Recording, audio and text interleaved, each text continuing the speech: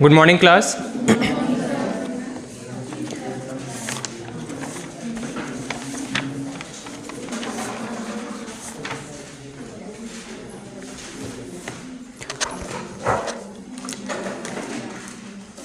Last class में मोहम्मद गोरी तक complete कर चुके थे। तराइन का प्रथम युद्ध किनके बीच हुआ था? पृथ्वीराज चौहान और मोहम्मद गोरी के बीच में। कौन विजयी हुआ था? पृथ्वीराज चौहान। और सेकंड गौरी विजय हुआ था। और कब हुआ था सेकंड? 1192 में। ठीक है। चंदावर 1194 किनके बीच हुआ था? मोहम्मद गोरी और जयचंद के बीच में। ठीक है। लास्ट पॉइंट क्या लिखा था आपने? मोहम्मद गोरी कंप्लीट कर चुके थे क्या? गौरी के 3 गुलाम थे। कौन कौन? ऐबक, याल्दौज और कुआचा। ठीक है। नेक्स्ट पॉइंट लिखिएगा इसी में। हाँ।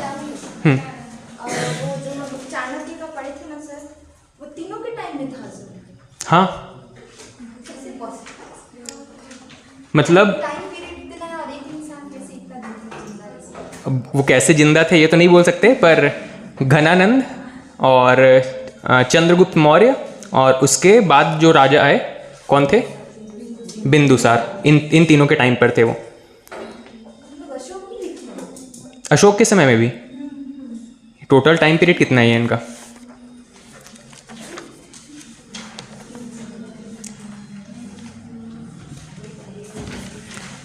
नंद वंश में घनानंद के टाइम पर थे।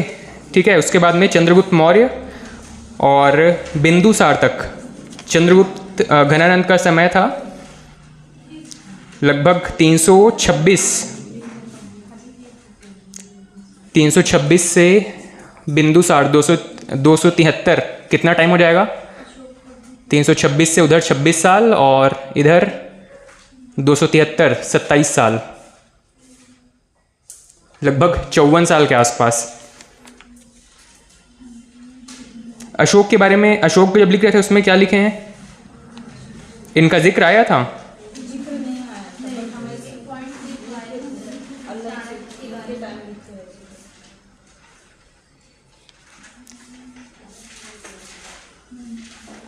यह संभवतः इनकी मृत्यु अशोक के समय में हुई होगी, तो कह सकते हैं कि इन्होंने 4 राजाओं का काल देखा है इस तरीके से। कलिंग विजय लिखे थे, उसके बाद में अशोक के धम्म। बताओ ना क्या लिखे थे, पॉइंट क्या लिखे थे?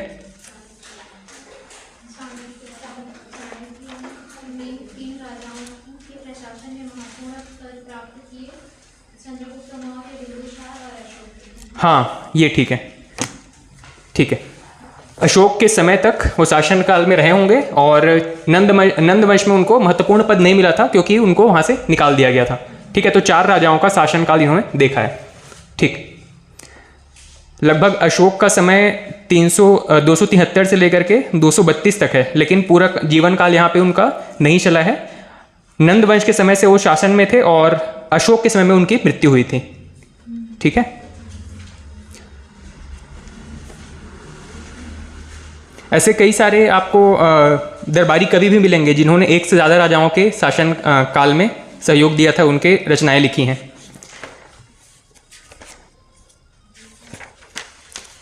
चलिए, कल जो लास्ट कंप्लीट किए थे मोहम्मद गोरी का, उसी में ही 1-2 पॉइंट और ऐड करना है।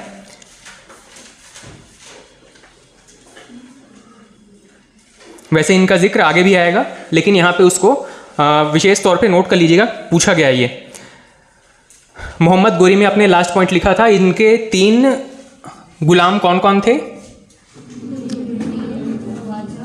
एक था कुतुबुद्दीन ऐबक, उसके बाद में कुआचा और याल्दौज।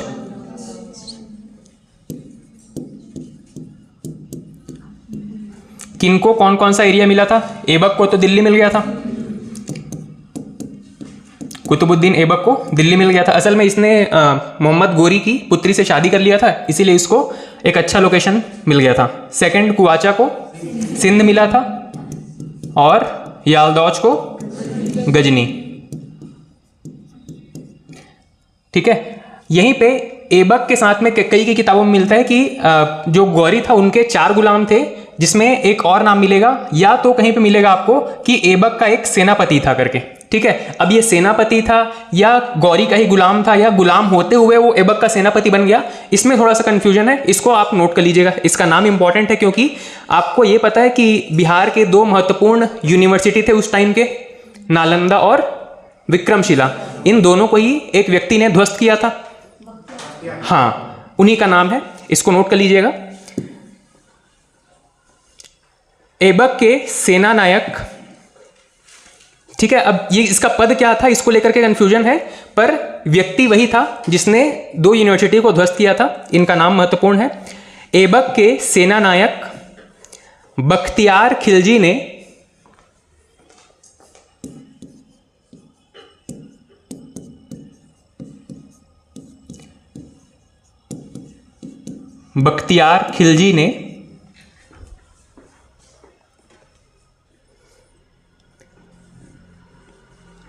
पूर्वी भारत को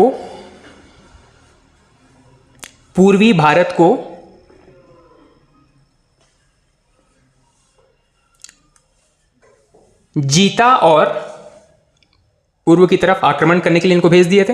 पूर्वी भारत को जीता और नालंदा तथा विक्रमशिला विश्वविद्यालय, पूर्वी भारत को जीता और नालंदा तथा विक्रमशिला विश्वविद्यालय को नष्ट किया।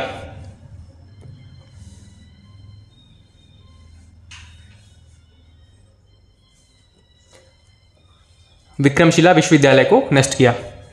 अब ये नष्ट करने के पीछे भी अलग अलग किताबों में आपको अलग अलग रीजंस मिलते हैं, पर कंक्लूजन के तौर पे हम ये कह सकते हैं कि ये जब वहां गए होंगे, ये क्या चाहते थे, सम्राट थे, सम्राट का ईगो वैसा ही होता है कि कहीं भी जाए तो उनको वैसा रिस्पेक्ट मिले। पर ये जो दोनों इंस्टीट्यूट थे अपने आप में महत्वपूर्ण थे, वहां पढ़ाने वाले जो विद्वान थे वो किसी को अपने सामने सिर्फ एक विद्यार्थी के तौर पे या एक मतलब अपने से ज्यादा सम्मान किसी को दे नहीं सकते थे। ठीक है, एक टीचर के तौर पे वहां के जो विद्वान थे वो किसी के ईगो को सेटिस्फाई करने के लिए उनकी चापलूसी नहीं कर सकते थे।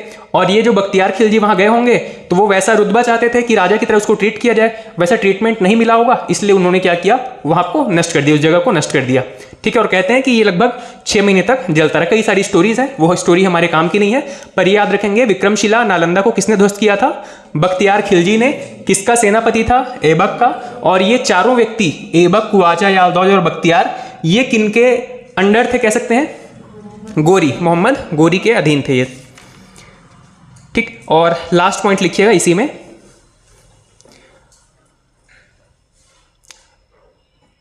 गौरी के साथ प्रसिद्ध सूफी संत, गौरी के साथ प्रसिद्ध सूफी संत मोइनुद्दीन चिश्ती,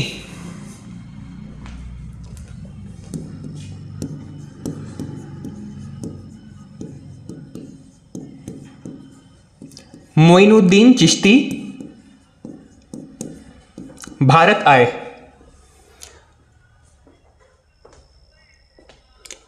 मोइनुद्दीन चिश्ती भारत आए। ठीक, अब इनका जिक्र भी आगे मिलेगा।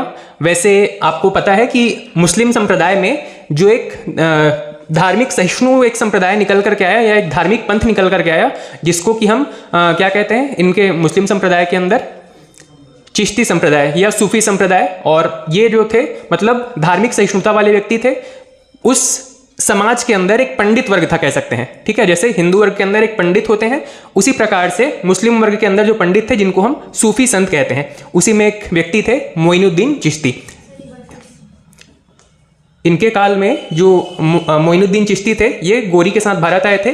चिश्ती कौन है या मोइनुद्दीन चिश्ती जी कौन है, ये उस मुस्लिम संप्रदाय के अंदर एक धार्मिक व्यक्ति है, धार्मिक सहिष्णुता वाले व्यक्ति हैं जो सभी धर्मों का आदर करते हैं और धर्म में ज़्यादा विश्वास रखते हैं। मतलब ये कह सकते हैं कि युद्ध वगैरह से दूर रहते हैं। उस वर्ग के ब्राह्मण व्यक्ति, उस वर्ग के धार्मिक व्यक्ति, पंडित व्यक्ति कह सकते हैं। ठीक है, मोइनुद्दीन चिश्ती। ऐसे कई सारे धार्मिक पंथ निकल करके आएंगे इस्लाम के अंदर ही। एक तो सूफी और एक चिश्ती बहुत फेमस है, इनके बारे में कुछ पॉइंट्स हम आगे नोट करेंगे। जब धार्मिक संप्रदाय का उदय देखेंगे, भारत में अलग अलग धार्मिक वर्ग देखेंगे, उस समय इनका जिक्र फिर से आएगा। ठीक है, कुछ लोगों के मकबरे बड़े फेमस हैं, कुछ लोगों की जो किन राजाओं के समय में हुए थे ये बड़े फेमस हैं। उन्हीं में एक है मोइनुद्दीन चिश्ती, किसके साथ आए थे? मोहम्मद गोरी के साथ में। ठीक, अब ये जो व्यक्ति हैं, इस्लाम का उदय कब हुआ था? आपको बताया था मैंने कल, इस्लाम का उदय लगभग 622 ईस्वी के आसपास हुआ था। अरब वाले क्षेत्र में, मक्का वाले क्षेत्र में जो प्रमुख व्यक्ति थे पैगंबर मोहम्मद, ये पूरी स्टोरी मैंने कल आपको बताई थी, कैसे उन्होंने एक विशेष धर्म को या एक विशेष मूर्ति पूजा का बहिष्कार करके एक ईश्वर, निराकार ईश्वर यानी कि अल्लाह का इन्होंने जिक्र किया था और उनको ही एक मात्र ईश्वर माना था। और कैसे इनका विरोध हुआ, फिर ये मक्का से मदीना चले गए, मदीना में उन्होंने अपना एक संप्रदाय बनाया, गुट बनाया, और कैसे इनका विरोध तब भी जारी रहा। फिर मक्का वाले लोग इनके ऊपर आक्रमण किए, उन आक्रमणों को इन्होंने असफल किया, विजयी हुए, और उसके बाद में इस्लाम धर्म के फॉलोअर्स बहुत ज्यादा बढ़ने लगे थे। ठीक है, और ये जो समय काल हम देख रहे हैं, धार्मिक एक नए धर्म का उदय या नए धार्मिक संप्रदाय का उदय, ये लगभग 1200 ईस्वी के आसपास है। ठीक है, आप कह सकते हैं कि 600 साल बाद इसमें भी, मतलब इस्लाम धर्म के अंदर भी कुछ ऐसे वर्ग निकल करके आए जो कि धर्म को बहुत ही इंजॉय करने के पर्पज से लेते थे, या फिर उस धर्म की शिक्षाओं को बहुत इनलाइटेंड तरीके से लेते थे, लड़ाई झगड़े पे या हिंसा पे विश्वास नहीं रखते थे।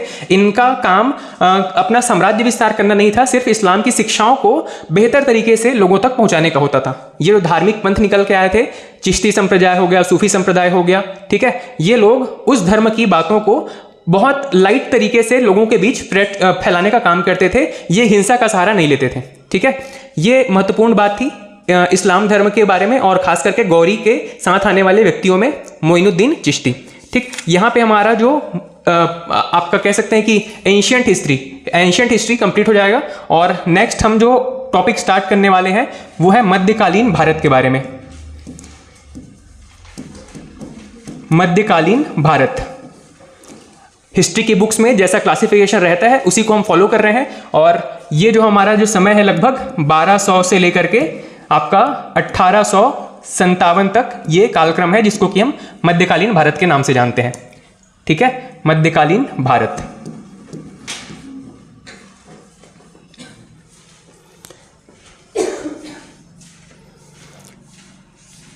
अच्छा, एक और किसी क्लास में आपका एक समस्या रह गया था, शायद काकतीय वंश में एक युद्ध का जिक्र हुआ था, आपने बताया था, उसमें आपने जो बताया था वो करेक्ट है, वो टॉपिक निकाल लीजिएगा, उसको वहाँ पे चाहे तो करेक्शन कर लीजिएगा। उस समय गौरी का आक्रमण नहीं हुआ था। हाँ, आपने जो बताया था वो ठीक था।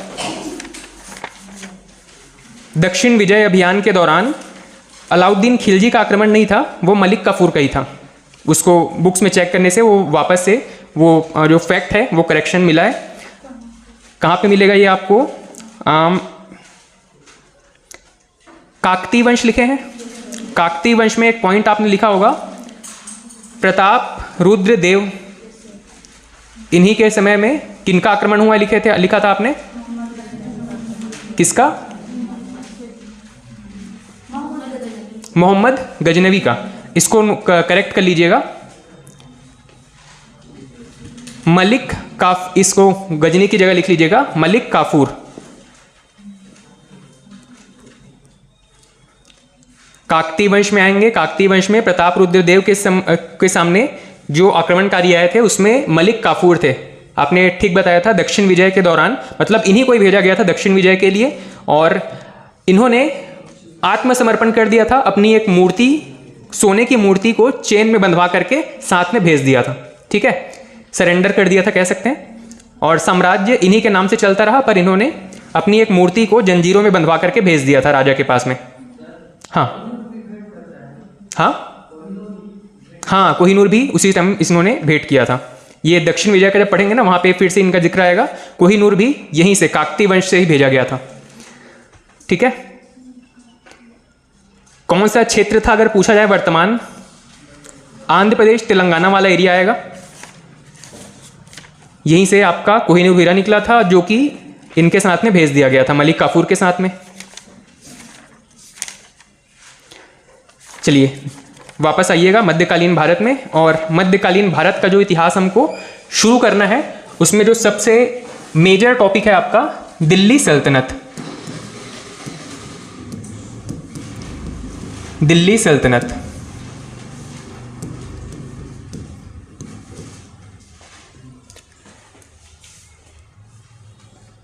अब ये दिल्ली सल्तनत की स्टोरी यहीं से कंटिन्यू करेंगे आप मोहम्मद गोरी से।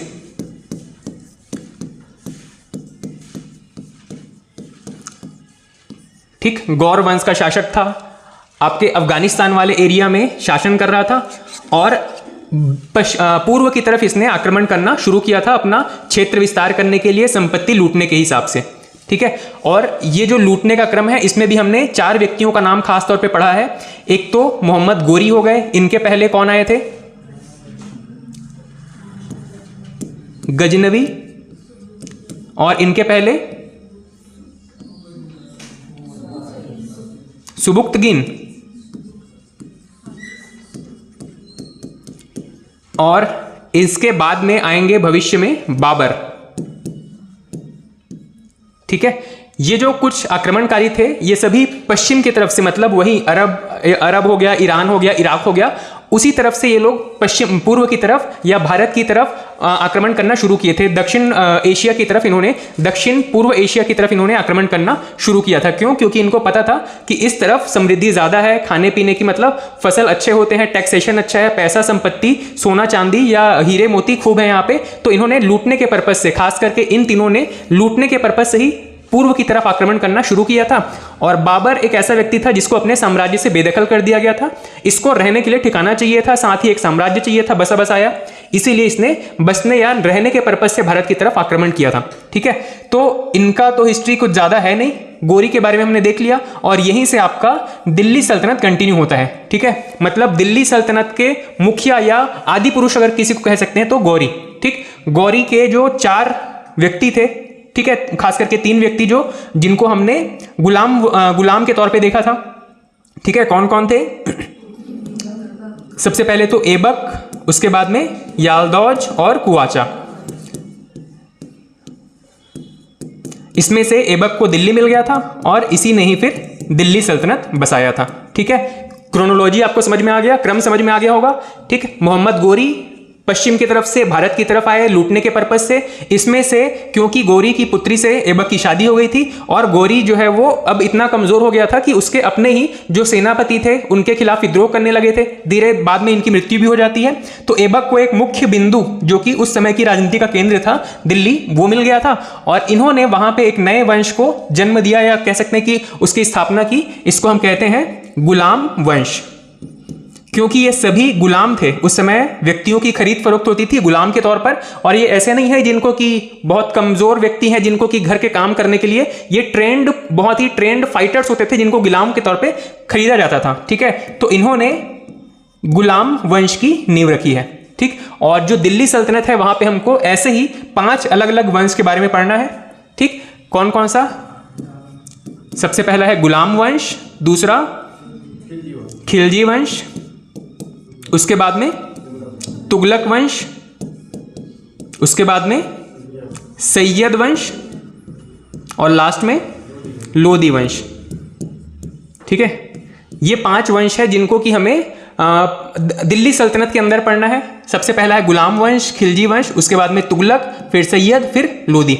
इसके संस्थापक अलग अलग हुए। खास करके मान लीजिए गुलाम वंश में कोई जो आखिरी व्यक्ति है बहुत कमजोर है, तो उसको निपटा करके कोई ऐसा व्यक्ति है जो कि पावरफुल था, उन्होंने एक नए वंश की नींव रखी। अब इस वंश में जो लास्ट में कोई कमजोर व्यक्ति है उसको हटा करके कोई नया व्यक्ति है जिसने कि नए वंश की नींव रखी। ये सारा का सारा राजनीति जो है वो दिल्ली के अंदर ही हो रहा है। इसको हम इसीलिए इसको हम दिल्ली सल्तनत के अंदर पढ़ते हैं। ठीक है, ये सभी वंश क्यों अलग अलग नाम रख रहे हैं? क्योंकि इनकी कोई पर्सनल सेल्फ आइडेंटिटी नहीं थी। ठीक है, ऐसा नहीं था कि सभी गोरी के ही वंशज थे, गोरी के वंशज होते तो फिर गोरी वंश के नाम से चलते, लेकिन सभी व्यक्ति अलग अलग, मतलब गुलाम के तौर पे खरीदे गए थे। इसीलिए कोई व्यक्ति अपने आप को गुलाम के तौर पे, अच्छा गुलाम कहने का रीजन एक ये भी है, ये कभी भी अपने आप को सम्राट के तौर पे आइडेंटिफाई नहीं करवाए थे। सम्राट के तौर पे एक डेजिग्नेशन प्राप्त करने के लिए उस समय खलीफा से एक लेटर लेना पड़ता था।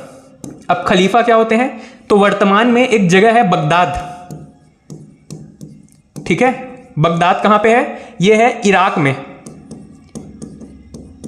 बगदाद में बैठते थे उस समय के इस्लाम धर्म के सबसे बड़े जो प्रवर्तक हैं, या उस समय के सबसे बड़े व्यक्ति होते थे जो इस्लाम धर्म के कह सकते हैं कि सुप्रीम लीडर, वो बैठते थे बगदाद में, जिनको कि कहते थे खलीफा। बगदाद में इस धर्म के जो सबसे पावरफुल लोग होते थे, जिनको कि खलीफा कहा जाता था, वो बैठते थे।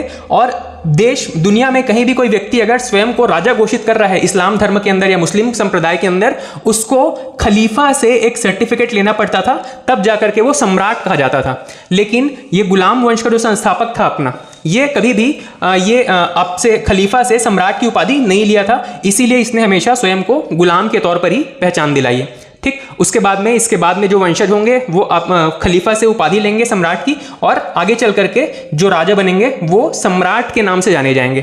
ठीक है, तो ये पूरी स्टोरी को हम पॉइंट्स में लिखते चलेंगे। सबसे पहला हेडिंग डाल दीजिएगा गुलाम वंश। सबसे पहला हेडिंग डाल दीजिएगा गुलाम वंश। 1206 से 1290, 1206 से 1290।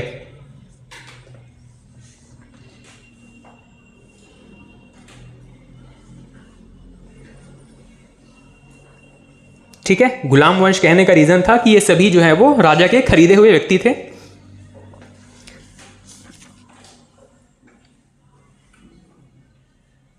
चलिए इसमें कुछ पॉइंट लिखेंगे। राजा के बारे में लिखने से पहले कुछ पॉइंट्स हैं गुलाम वंश के बारे में। लिखिएगा पहला पॉइंट,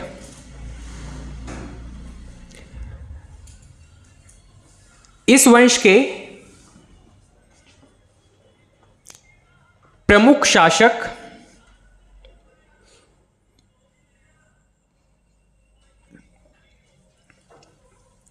खरीदे हुए गुलाम थे। इस वंश के प्रमुख शासक खरीदे हुए गुलाम थे, इसीलिए इस वंश को गुलाम वंश कहते हैं।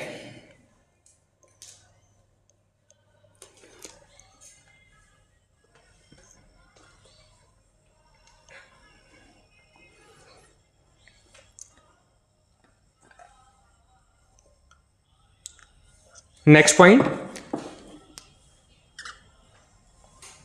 दिल्ली सल्तनत की राजकीय भाषा, दिल्ली सल्तनत की राजकीय भाषा फारसी थी।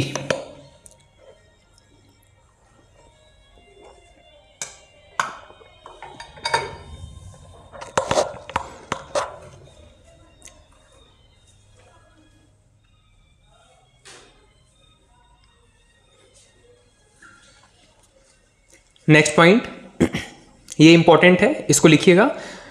दिल्ली सल्तनत के प्रथम शासक, दिल्ली सल्तनत के प्रथम शासक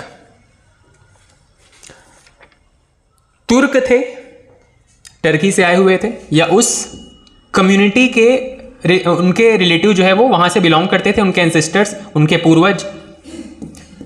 दिल्ली सल्तनत के प्रथम शासक तुर्क थे, जबकि अंतिम शासक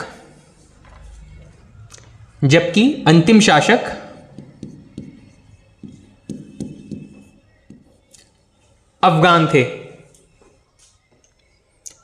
प्रथम शासक तुर्क थे, अंतिम शासक अफगान थे।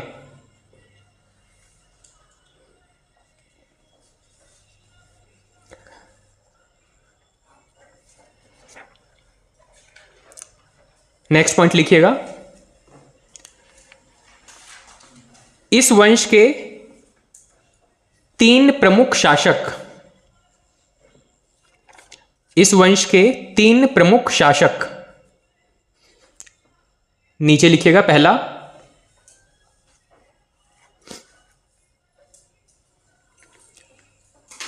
कुतुबुद्दीन ऐबक, कुतुबुद्दीन ऐबक।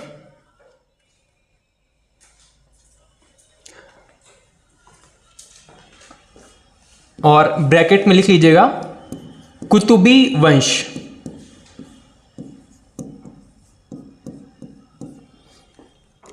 कुतुबी वंश, गुलाम वंश के अंदर ही इन्होंने छोटी छोटी कम्युनिटी डिवाइड कर ली थी और उसी में ही कुतुबुद्दीन ऐबक के जो पुत्र हुए या पुत्री हुई, उन्होंने स्वयं को कुतुबी वंश का कहा। ठीक है। सेकंड है इल्तुतमिश। इल्तुतमिश,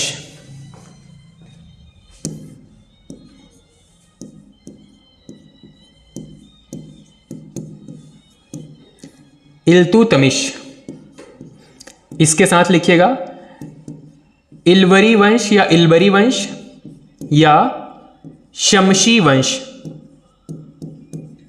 ये शब्द बड़े महत्वपूर्ण हैं, इनको ध्यान रखिएगा। जहां भी कनेक्ट करने का स्कोप ना बचे, जैसे कि इल्तुतमिश को इलवरी से आप कनेक्ट कर सकते हैं, पर शमसी अगर आप कोई पढ़ा हुआ नहीं है वो कनेक्ट नहीं कर पाएगा कि इल्तुतमिश जो है वो शमशी वंश से संबंधित था। ठीक है, तो इल्तुतमिश इलवरी या शमसी वंश से संबंधित है। और लास्ट है बलबन। लास्ट है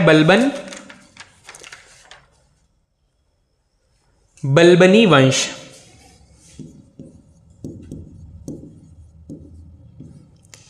बलबन, इसके नाम के आगे ही लास्ट में ई की मात्रा लगा देंगे तो बलबनी वंश।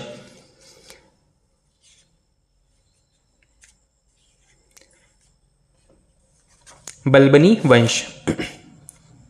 ठीक है, अब इस वंश के या गुलाम वंश के जो महत्वपूर्ण शासक हुए, इनको हम देखना शुरू करेंगे। ये तीनों ही महत्वपूर्ण शासक थे गुलाम वंश के अंदर, लेकिन इन्होंने अपने नाम को ही एक नए वंश के रूप में जारी कर दिया, या इनके वंशजों ने उस नाम को एक नए वंश के रूप में अडॉप्ट किया था। बस यही डिफरेंस है और कोई महत्वपूर्ण नहीं है इनके इस वंश के बारे में। ये सारे के सारे ही गुलाम वंश के अंदर थे। ठीक है, सभी राजा के द्वारा बाजार से खरीदे गए गुलाम थे, इसीलिए इस वंश को गुलाम वंश कहा जाता है। ठीक है, अब इसमें सबसे पहले राजा का नाम लिख लीजिएगा जो आपको पता है। गुलाम वंश का सबसे पहला शासक कौन हो जाएगा? कुतुबुद्दीन ऐबक। कुतुबुद्दीन ऐबक।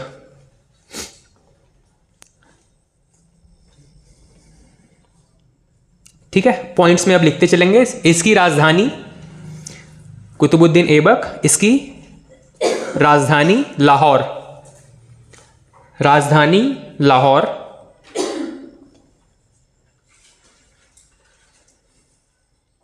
ठीक है, यही एक व्यक्ति था जो कि लाहौर को अपनी राजधानी रखा था। बाद में कैपिटल शिफ्ट होती चली जाएगी और ये अब समय है जब राजधानी जो है वो दिल्ली के आसपास या दिल्ली में स्थानांतरित होने लगी थी। हमने इतिहास जब शुरू किया था तो देखा था, मतलब खास करके मगध वाले रीजन में कैपिटल बनना शुरू हुआ था। मगध के आसपास सबसे पहले तो 16 महाजनपद थे।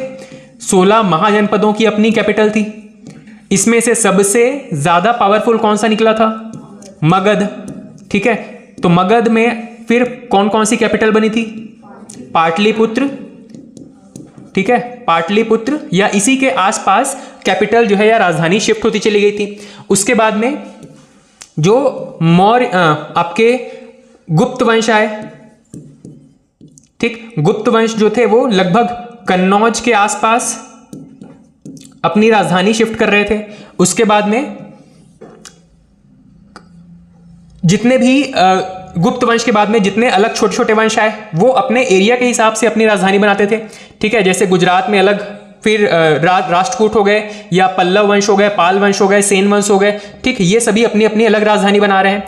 ये जो फाइनल मूव था दिल्ली सल्तनत वाला, दिल्ली सल्तनत के टाइम पे अब जो है राजधानी वो लगभग दिल्ली के आसपास या दिल्ली में स्थानांतरित होनी शुरू हो गई थी और उसके बाद में लंबे समय तक दिल्ली में राजधानी रही थी। बीच में थोड़े थोड़े समय के लिए शिफ्ट होता रहा था, लेकिन अंततः जो भारत की आज राजधानी है दिल्ली, इसके होने का महत्वपूर्ण रीजन ये है कि हिस्ट्री में इसको लंबे समय तक एक कैपिटल के रूप में डेवलप किया गया और ये पूरा एरिया इतना डेवलप हो गया था कि बाद में पूरे भारत का प्रशासन यहीं से चलाया जा रहा है। ठीक है, इसमें लिखिएगा पहला पॉइंट, राजधानी लाहौर।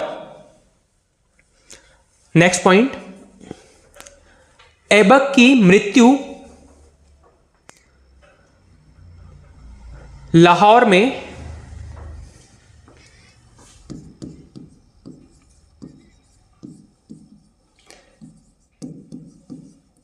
चौगान, ये शब्द आपने इतिहास की किताबों में जरूर पढ़ा होगा जब भी आप ऐबक के बारे में पढ़ते हैं। चौगान ये क्या होता है? हाँ, एक गेम है, घोड़े पर बैठकर खेलने वाला, पोलो कह सकते हैं उस टाइम का। ठीक है, तो चौगान खेलते समय इसकी मृत्यु लाहौर में चौगान खेलते समय घोड़े से गिरने की वजह से हुई। चौगान खेलते समय घोड़े से गिरने के कारण हुई। इसकी मृत्यु लाहौर में चौगान खेलते समय घोड़े से गिरने के कारण हुई।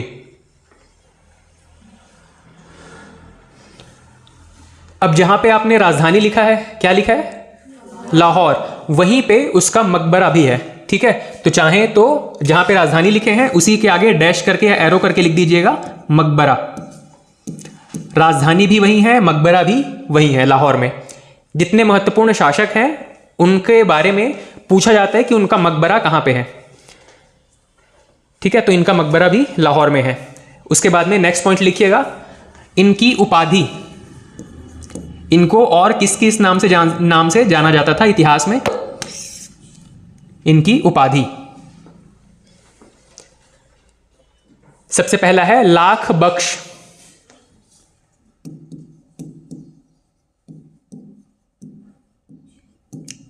बहुत उदार था, दान देने की वजह से इसको लाखों रुपए का दान दे रहा है, इसलिए लाख बख्श कहा जा रहा है, लाख बख्श। दूसरा है हातिम,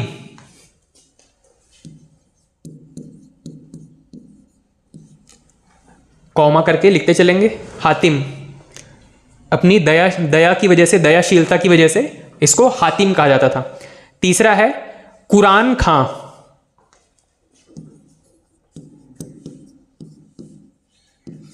कुरान की आयतें बहुत अच्छे से याद थी, बहुत अच्छा पाठक था, पढ़ सकता था कुरान को, इसीलिए इसको कुरान खां कहा जाता था।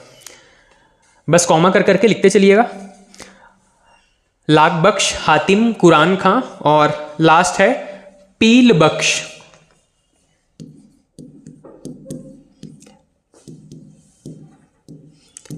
पील बख्श, पील असल में एक शब्द से लिया है, पीलू। पीलू का मतलब होता है हाथी, तो हाथियों का दान देता था, हाथियों को दान में दे देता था, इसीलिए इसको पील बख्श कहा गया है, पील बख्श। ठीक है, लाख बख्श, हातिम, कुरान खां, पील बख्श, ये सभी इसकी उपाधियां थी। नेक्स्ट पॉइंट लिखिएगा,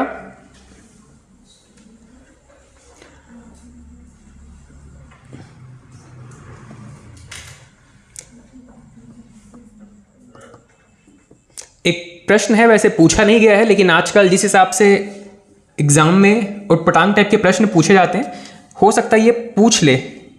जैसे कि मान लो अभी तक आपने ऐबक के बारे में कुछ नहीं पढ़ा है, इतिहास में किसी राजा के बारे में नहीं पढ़ा है, सबसे पहले एक प्रश्न पूछ लिया कि चंद्रमुखी किसकी उपाधि थी। अब आप दूर दूर तक इमेजिन नहीं कर पाएंगे कि ये लड़के को उपाधि मिल रही है, किसी लड़की को उपाधि मिल रही है। ठीक है, ये उपाधि मोहम्मद गोरी ने दी थी ऐबक को, लिख लीजिएगा। इसी में उपाधि में ही एक और नाम चंद्रमुखी, शायद उसकी सुंदरता से प्रभावित था, चंद्रमुखी।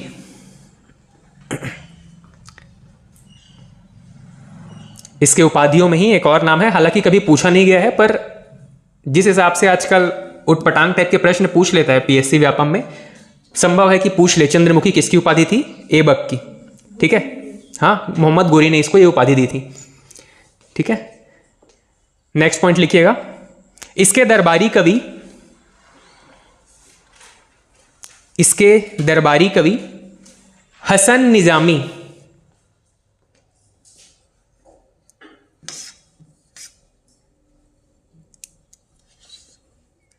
इसके दरबारी कवि हसन निजामी की प्रमुख रचना, इसके दरबारी कवि हसन निजामी की प्रमुख रचना ताज उल मासिर।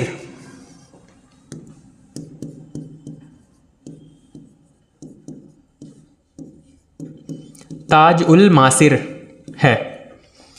इसके दरबारी कवि हसन निज़ामी की प्रमुख रचना ताज उल मासिर है।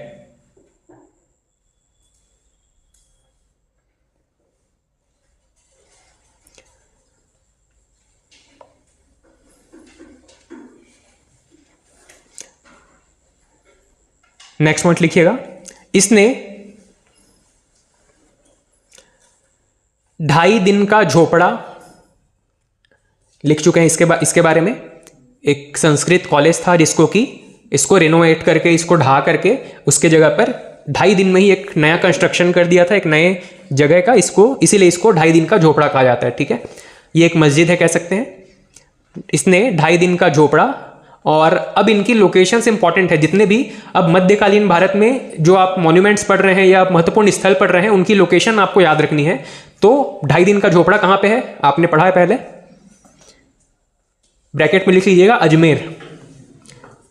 इसने 2.5 दिन का झोपड़ा, ब्रैकेट में लिखिएगा अजमेर, कॉमा कुतुब मीनार, ये कहां पे है, दिल्ली, कुतुब मीनार ब्रैकेट में दिल्ली, और कुव्वत उल इस्लाम मस्जिद,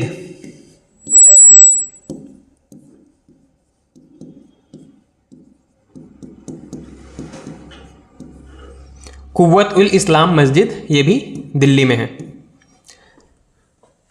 इसने 2.5 दिन का झोपड़ा, कुतुब मीनार और कुव्वत उल इस्लाम मस्जिद दिल्ली का निर्माण करवाया। कुव्वत उल इस्लाम मस्जिद का निर्माण करवाया। और कुव्वत उल इस्लाम मस्जिद के बारे में एक महत्वपूर्ण बात यह है कि यह भारत की पहली मस्जिद है। याद रखिएगा, इतिहास में आक्रमणकारी बहुत पहले से आ रहे हैं, आते थे, धन लूट के ले जाते थे, लेकिन प्रॉपर यहाँ पे कोई भी अपने धर्म का प्रचार या प्रसार करने के लिए भी कोई यहाँ पे मस्जिद वगैरह नहीं बनवाया था। ये भारत की पहली मस्जिद है। इतिहास के अनुसार ये भारत की पहली मस्जिद है। कुव्वतुल इस्लाम मस्जिद भारत की पहली मस्जिद। और एक पॉइंट तो आप लिख चुके हैं, इसके जो एक सेनापति थे बख्तियार खिलजी, इसने 2 जगहों को ध्वस्त करवाया था, 2 यूनिवर्सिटीज़ को। ठीक है, कौन कौन सी जगह थी, नालंदा और विक्रमशिला।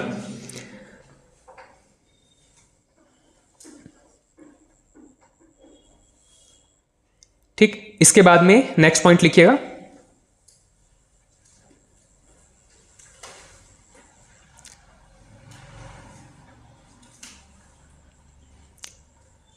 इसकी मृत्यु के बाद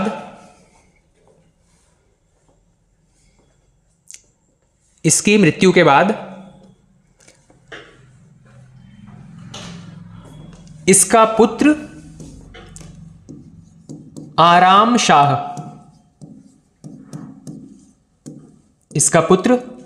शाह, शासक बना।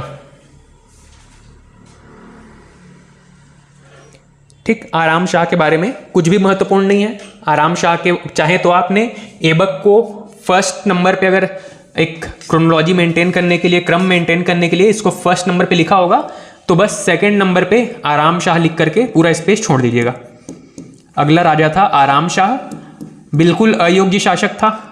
लोग न तो लोग पसंद करते थे, न तो जो धार्मिक गुरु थे इनके वो पसंद करते थे। ठीक है, उसके बाद में ऐबक के बाद में जो नया व्यक्ति आया उसको शासक बनाया गया है, इसका पुत्र आराम शाह, इसको गद्दी से हटा दिया गया बहुत कम समय में। जो अगला व्यक्ति है ये महत्वपूर्ण है। ठीक, इसका नाम लिखिएगा इल्तुतमिश।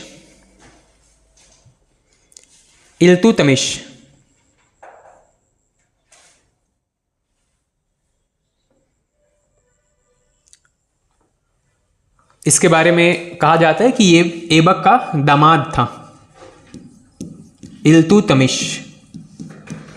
ऐबक स्वयं किसका दामाद था, गौरी का, और इल्तुतमिश जो है वो गौरी का दामाद था। मतलब अगर एक अच्छे राजा के रूप में देखा जाए तो गौरी इसका दामाद था ऐबक, और ऐबक के बाद में जो महत्वपूर्ण राजा हुआ है वो था इल्तुतमिश। सब दामाद हैं।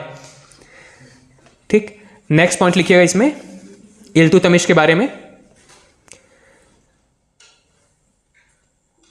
इसने राजधानी दिल्ली स्थानांतरित की, या सिर्फ राजधानी दिल्ली लिख सकते हैं, आपको समझने में बस पता चलना चाहिए कि राजधानी शिफ्ट हो रही है।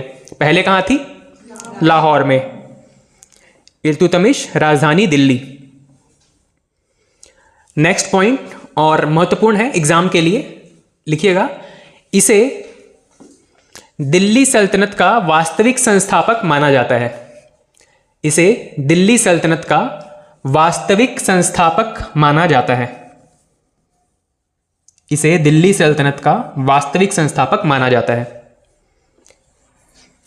ठीक, मैंने बताया है कई बार कि कुछ राजा ऐसे हैं जिन्होंने उस वंश की शुरुआत की है, पर इतने मजबूत राजा नहीं हुए हैं, इतने स्ट्रांग उनकी लीडरशिप नहीं है, जिसकी वजह से उनको याद नहीं किया जाता। उसके बाद में कुछ व्यक्ति अगर बहुत महत्वपूर्ण काम करके जाते हैं, उनको उस वंश के वास्तविक संस्थापक के रूप में संज्ञा दी जाती है। ये वैसे ही व्यक्ति थे, इल्तुतमिश, इस वंश के वास्तविक संस्थापक। नेक्स्ट पॉइंट लिखिएगा। अच्छा, इन्होंने राजधानी कहां बनाया है? दिल्ली में। इनके मृत्यु के बाद में इनका मकबरा भी दिल्ली में ही है। ठीक है, तो जहां पे दिल्ली लिखे हैं वहीं पे चाहे तो आगे डैश करके लिख लीजिएगा मकबरा भी। इनका भी मकबरा जो है, जिन्होंने लाहौर में राजधानी रखा था उनका मकबरा भी लाहौर में है, जिन्होंने दिल्ली राजधानी रखा था उनका दिल्ली में है, उनका मकबरा भी दिल्ली में है। बहुत कुछ ऐसे रेयर केस मिलेंगे जिनकी मृत्यु कहीं पे हुई, कहीं और हुई है और मकबरा कहीं और बनेगा। ठीक है, लिखिएगा नेक्स्ट पॉइंट इसमें, इन्होंने बगदाद के खलीफा से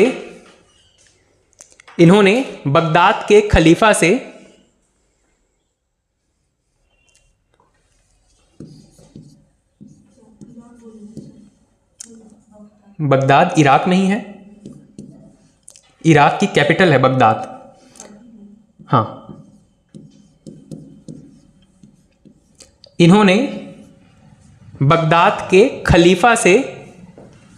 खलीफा से मिलता जुलता शब्द है खिलअत।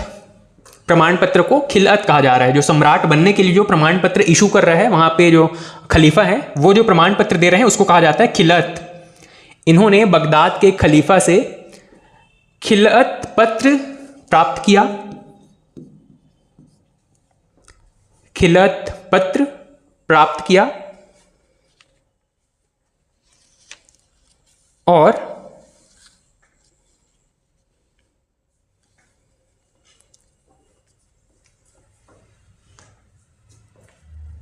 सम्राट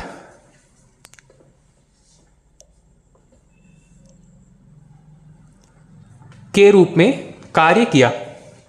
इससे पहले जो थे वो ऐसा कह सकते हैं कि अपने मालिक के स्थानों को अपने मालिक के एवज में, उनके फेवर में काम कर रहे हैं, जैसे कि ऐबक हो गया, आराम शाह हो गया।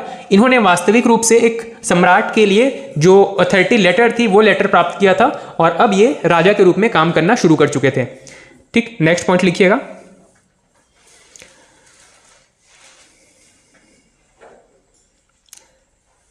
इन्होंने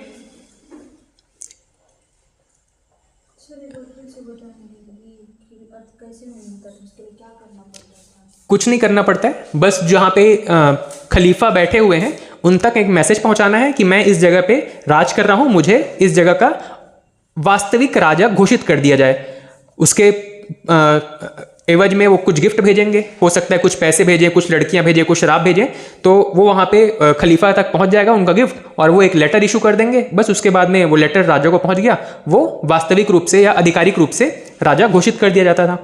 खलीफा उस समय पे बहुत बड़ा पद होता था, मतलब इस्लाम के अंदर खलीफा को बाद में समाप्त किया गया है, ठीक है, लेकिन खलीफा का जो पद होता था वो धार्मिक गुरु के रूप में सर्वोच्च पद होता था, कह सकते हैं उस समय। ठीक है, तो मतलब सुप्रीम लीडर से आप अथॉरिटी ले रहे हैं एक राजा बनने के लिए। ठीक, नेक्स्ट पॉइंट क्या लिखा इन्होंने? चांदी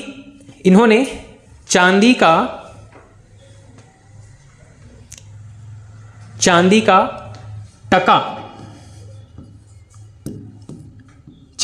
टका और तांबे का जीतल नामक सिक्के चलाए। इन्होंने चांदी का टका और तांबे का जीतल नामक सिक्के चलाए। बहुत महत्वपूर्ण है, व्यापम पीएससी में पूछा गया प्रश्न है। टका और जीतल क्या है? तो कॉइन्स हैं, किसके समय में चलाए गए कॉइन्स हैं? इल्तुतमिश के। टका किससे बना हुआ है? चांदी से। जीतल किससे बना हुआ है? तांबे से। नेक्स्ट पॉइंट लिखिएगा, इसने इक्ता प्रणाली की शुरुआत की। इसने इक्ता प्रणाली की शुरुआत की। इसने इक्ता प्रणाली की शुरुआत की। ये जो मेथड है, ये जो तरीका है, ये किस चीज के लिए है? मैंने पहले ही एक मेथड आपसे डिस्कस किया था, जहां पे सैलरी कैश ना दे करके भूमि के रूप में दिया जाता था। क्या व्यवस्था था ये? हाँ, सामंती व्यवस्था थी। यही जो है वो आगे चल करके, मतलब इनके शासनकाल में या मुस्लिमों के शासन में इसको क्या कहा गया? इक्ता व्यवस्था या इक्तेदारी। ठीक है, और जो व्यक्ति इक्ता प्राप्त करता था उसको कहा जाता था इक्तेदार। उसको इक्तेदार कह देते थे। ठीक, ये कॉन्सेप्ट बिल्कुल वैसा ही है सामंतों जैसा, बस यहां पे नाम का हेरफेर है। इनका नाम है इक्तेदार और ये जो व्यवस्था है इसको कहा जाता था इक्ता व्यवस्था या इक्तादारी। ठीक, लिखिएगा इसमें, इसने इक्ता प्रणाली की शुरुआत की।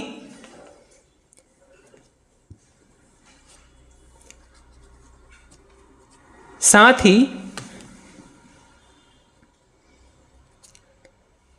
ही प्रशासन में सहयोग हेतु, साथ ही प्रशासन में सहयोग हेतु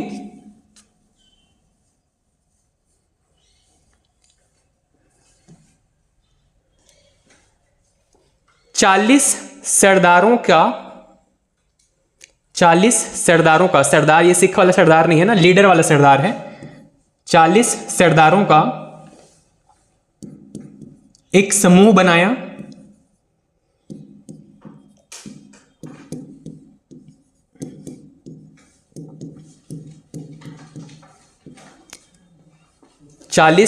सरदारों का एक समूह बनाया जिसे तुर्कान ए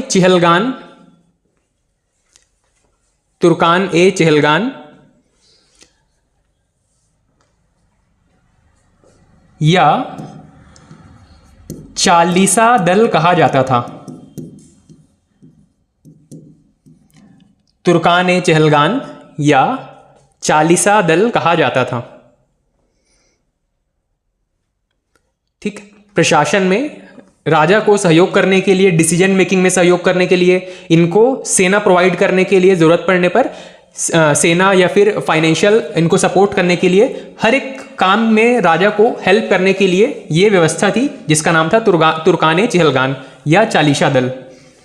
ठीक, इनका जो कह सकते हैं कि इनका रुतबा इतना बढ़ गया था आगे कि एक जो लेडी किंग है, आगे चल करके हम पढ़ेंगे, रजिया सुल्तान के नाम से, है ना। रजिया सुल्तान को अपने पद से हटाने में इस तुर्कान चहलगान की बहुत महत्वपूर्ण भूमिका थी। ठीक है, क्यों? क्योंकि रजिया सुल्तान इनको बिल्कुल वैल्यू नहीं देती थी। ठीक, एक तो एक सेल्फ मेड किंग के रूप में उन्होंने स्वयं को स्थापित किया था, अपने अथॉरिटी से वो काम करना चाहती थी, लेकिन ये तुर्कान चहलगान ये कैसे थे? उस समय भी ट्रेडिशनल माइंडसेट वाले थे। ये किसी महिला को अपने राजा के रूप में एक्सेप्ट नहीं कर पा रहे थे। ठीक है, इनके हर काम में नुस्ख निकालते थे। इसीलिए इन रजिया की जो हत्या हुई थी, या रजिया को जो अपना पद छोड़ना पड़ा था, पद छोड़ना क्या पड़ा था? हत्या के बाद ही इनका पद समाप्त हुआ था। तो इस पूरे प्रोसेस में इस तुर्कान चहलगान की बहुत महत्वपूर्ण भूमिका थी। इतना इंपॉर्टेंट हो गया था ये दल, ये 40 लोगों का जो ग्रुप था, इतना महत्वपूर्ण हो गया था कि उन्होंने रजिया की हत्या भी करवा दी थी। ठीक है, इसके बाद में नेक्स्ट पॉइंट लिखिएगा,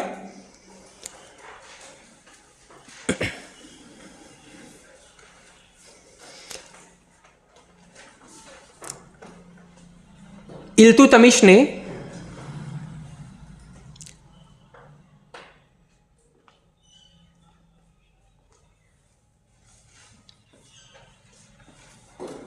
अपने साम्राज्य के सुरक्षा हेतु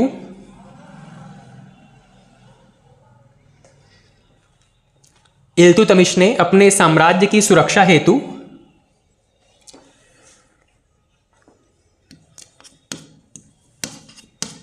याल्दौज के साथ या याल्दौज के विरुद्ध, याल्दौज के विरुद्ध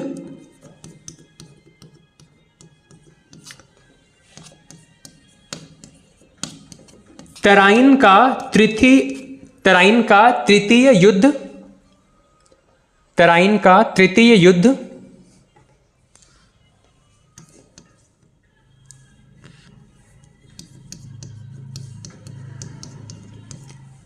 दो 1215-16, तराइन का तृतीय युद्ध 1215-16 लड़ा।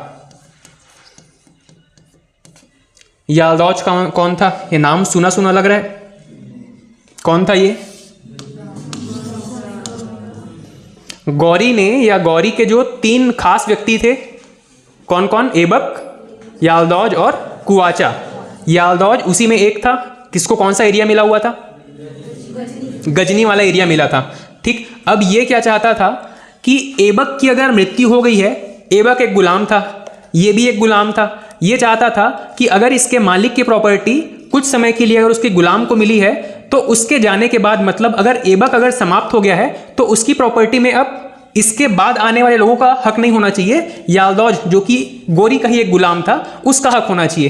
तो याल्दौज ने क्या किया? वहां पे दिल्ली में आक्रमण किया और आपके इल्तुतमिश जो कि इस समय शासक था, ठीक है, जब याल्दौज ने आक्रमण किया उस समय इल्तुतमिश यहाँ पे शासक था, ठीक है। ऐबक तो निपट चुका था, आराम शाह काम का नहीं था, इल्तुतमिश राजा बन गया था। इसके समय में याल्दौज ने आक्रमण किया था दिल्ली पे और फाइनली ये युद्ध में हार गया था, मतलब अल्टीमेटली इल्तुतमिश ही राजा बना रहा। ठीक, युद्ध क्यों हुआ? दिल्ली पे अधिकार को लेकर के। ये अधिकार क्यों चाहता था? क्योंकि ये सभी के सभी गौरी के गुलाम थे, खास करके ऐबक, याल्दौज और कुवाचा।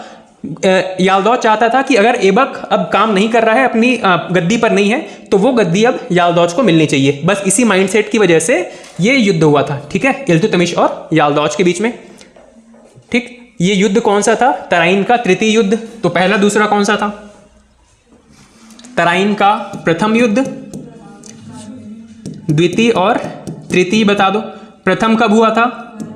1191, 1192 और 1215-16 के आसपास, ठीक है। ये युद्ध किनके बीच लड़ा गया था?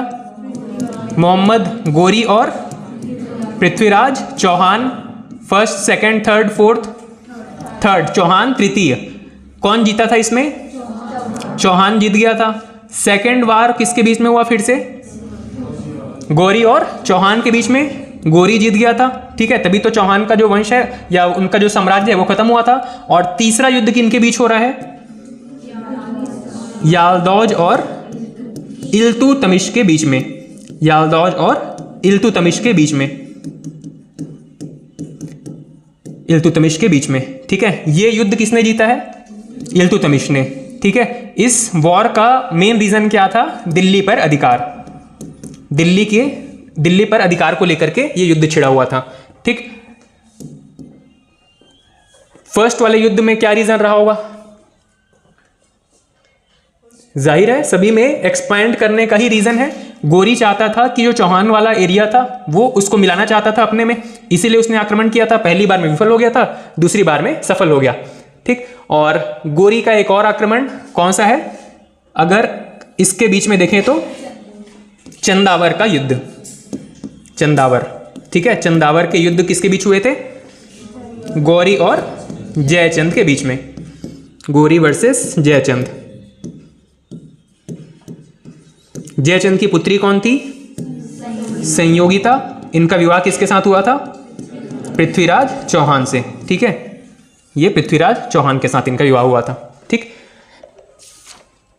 चलिए नेक्स्ट पॉइंट लिखिएगा इसमें इल्तुतमिश के बारे में।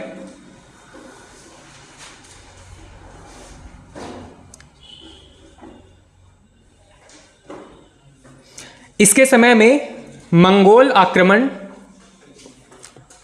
इसके समय में मंगोल आक्रमण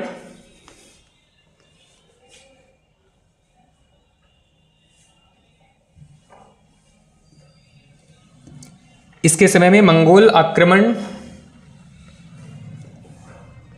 चंगेज खान के नेतृत्व में हुआ।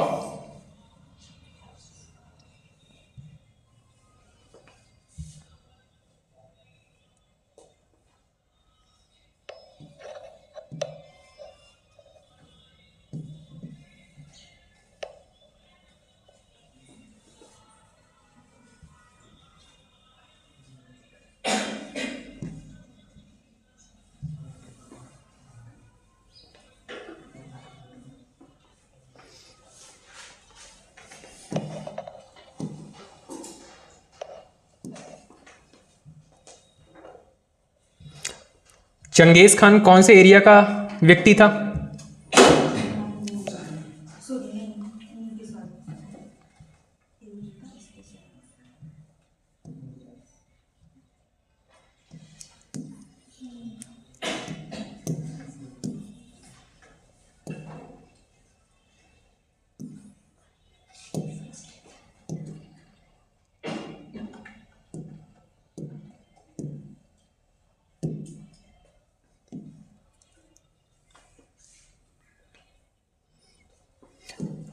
ये जो नाम आप पढ़ रहे हैं चंगेज खान,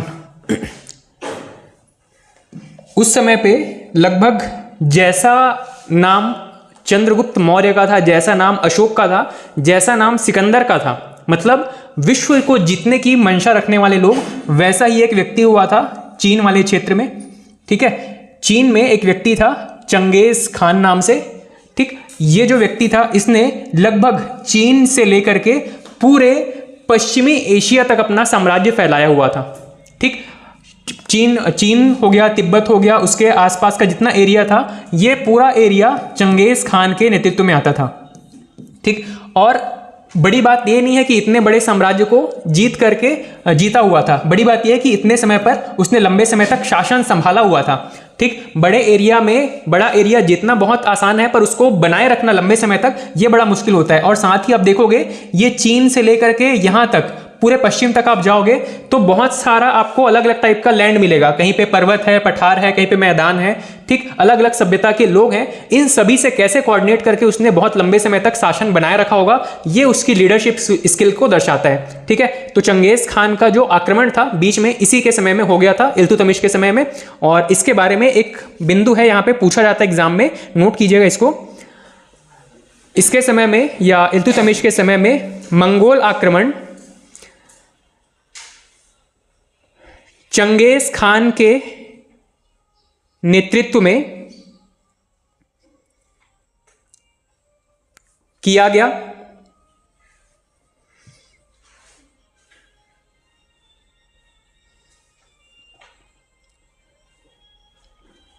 किंतु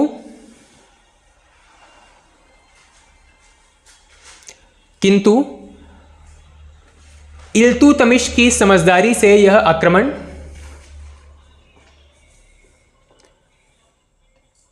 इल्तुतमिश के समझदारी से यह आक्रमण बिना युद्ध के समाप्त हो गया। बिना युद्ध के समाप्त हो गया। अब एक रीजन है, यहां से मतलब चीन वाले क्षेत्र से एक व्यक्ति था जिसका कि डिस्प्यूट रहा होगा, विवाद रहा होगा चंगेज खान के साथ में। वो व्यक्ति जो है वो भागकर इधर भारत की तरफ आ रहा था। ठीक, और यहाँ पे दिल्ली की तरफ शासन था इल्तुतमिश का। अब वो व्यक्ति कौन था ये इंपॉर्टेंट नहीं है, इंपॉर्टेंट क्या है कि वो व्यक्ति चंगेज खान से बच करके भारत आ रहा था। ठीक, भारत आकर के उसने इल्तुतमिश से शरण मांगा। जब इल्तुतमिश को यह पता चला कि वो चंगेज खान से बच के भारत आ रहा है, उसको ये कंफर्म था अगर उसने उस व्यक्ति को जो भी रहा होगा उसको अगर यहाँ पे शरण दे दिया तो चंगेज खान का जो गुस्सा है वो किसको झेलना पड़ेगा, इल्तुतमिश को झेलना पड़ेगा। और उसको पता था कि वो कितना शक्तिशाली व्यक्ति है, इसीलिए उसने क्या किया, वो जो पर्सन उसके पास आया था हेल्प के लिए उसने उसको लौटा दिया, उसकी मदद नहीं की। ठीक है, वैसे उसका नाम था जियाउद्दीन बर्नी। उस व्यक्ति की हेल्प नहीं की और उसने क्या किया, इस युद्ध को होने से पहले ही टाल दिया। ठीक है, अब उसके बाद उनका क्या हुआ वो अलग चीज है, पर इसने उस युद्ध को बड़ी समझदारी से टाल दिया क्योंकि पता था कि वो उस युद्ध को अभी झेलने के स्थिति में नहीं है। ठीक है, पूछा जाता है कि मंगोलों का आक्रमण भारत में किसके शासनकाल में हुआ था, इल्तुतमिश के शासनकाल में। किस वंश में, गुलाम वंश के समय में। ठीक है, नेक्स्ट पॉइंट लिखिएगा। इसके कुछ स्थापत्य हैं या कुछ इंपॉर्टेंट मॉन्यूमेंट्स हैं जो इसने बनवाए थे, उसके बारे में है, पूछा गया प्रश्न है। लिखिएगा, इसने सुल्तानगढ़ी का मकबरा, इसने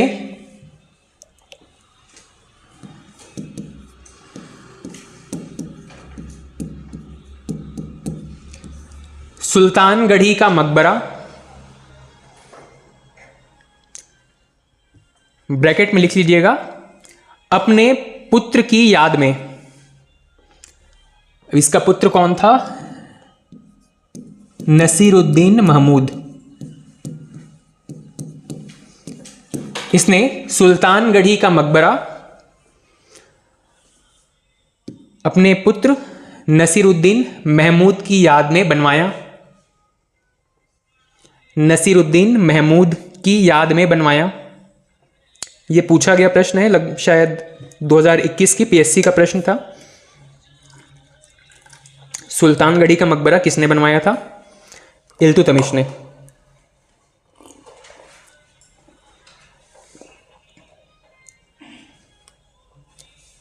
नेक्स्ट, इसकी स्थापत्य या जो महत्वपूर्ण भवन बनवाए थे उसमें है मोइनुद्दीन चिश्ती की दरगाह। लिखिएगा, उनका बेटा इससे पहले ही मर गया था, युद्ध के लिए भेजे थे, युद्ध में उनका हार हो गया, निपटा दिया उसको वहीं पे। लिखिएगा,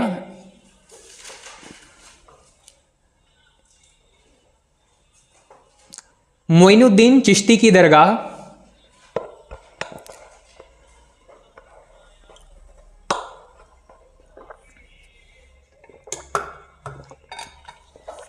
मोइनुद्दीन चिश्ती की दरगाह ब्रैकेट में अजमेर। मोइनुद्दीन चिश्ती की दरगाह अजमेर, कौमा बदायूं का जामा मस्जिद।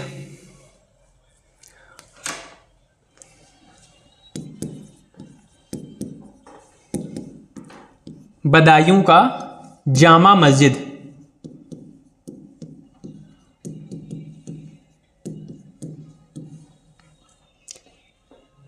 बदायूं का जामा मस्जिद बनवाया।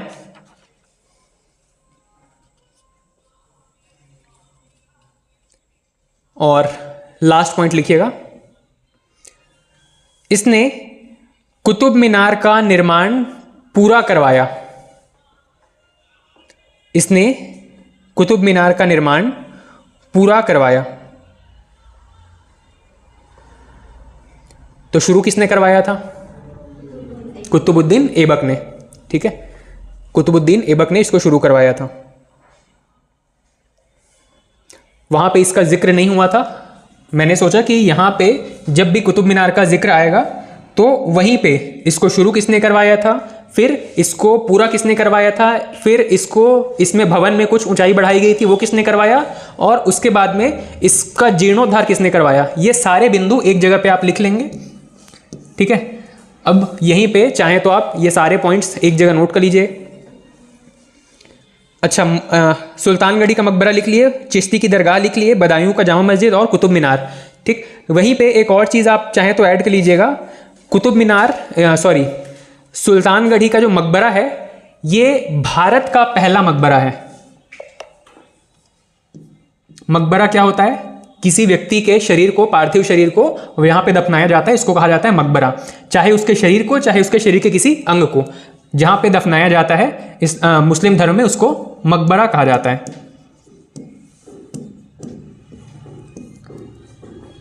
सुल्तानगढ़ी का मकबरा भारत का पहला मकबरा है। पहला मस्जिद कौन सा है? कुव्वत उल इस्लाम मस्जिद। सुल्तानगढ़ी का मकबरा भारत का पहला मकबरा है। ठीक, अब उसके बाद में कुतुब मीनार के बारे में कुछ बिंदु हैं। सबसे पहले इसके निर्माण से संबंधित इसका निर्माण प्रारंभ किसने करवाया था, फिर इसको पूर्ण किसने करवाया था, और इसमें एक्स्ट्रा कंस्ट्रक्शन करवाया गया था, अतिरिक्त निर्माण, और साथ ही एक बार इसमें जीर्णोद्धार भी करवाया गया है,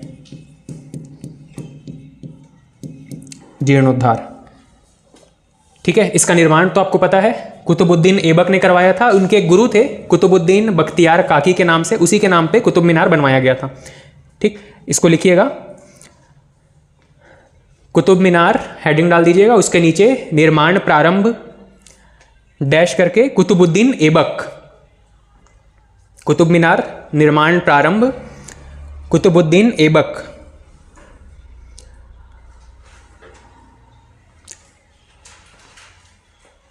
निर्माण पूर्ण करवाया इल्तुतमिश ने, निर्माण पूर्ण डैश इल्तुतमिश। उसके बाद में इसमें 2 मंजिल शायद और जोड़े गए थे अतिरिक्त निर्माण के तौर पर, इसको लिखिएगा, अतिरिक्त निर्माण फिरोज शाह तुगलक, फिरोज शाह तुगलक, फिरोज शाह तुगलक। और लास्ट है जीर्णोद्धार, जीर्णोद्धार या पुनर्निर्माण सिकंदर लोदी, इसका जीर्णोद्धार सिकंदर लोदी।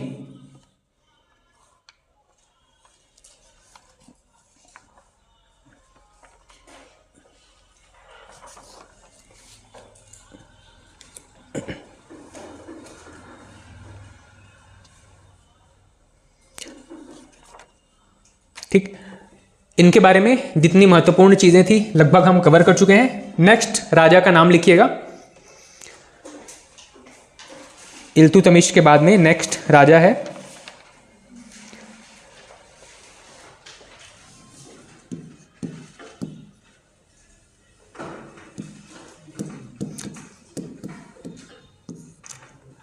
रुकनुद्दीन फिरोज, रुकनुद्दीन फिरोज रजिया का सौतेला भाई था, जिसको कि राजा बनाया गया था हालांकि, पर लगभग 7-8 महीने के आसपास राजा रहा, फिर इसको हटा दिया। रुकनुद्दीन फिरोज, बस इसका नाम लिख के छोड़ दीजिएगा। और इसके बाद में जो महत्वपूर्ण राजा हैं या रानी है कह सकते हैं, रजिया सुल्तान, जो महत्वपूर्ण शासक हैं रजिया सुल्तान 1236 से 40,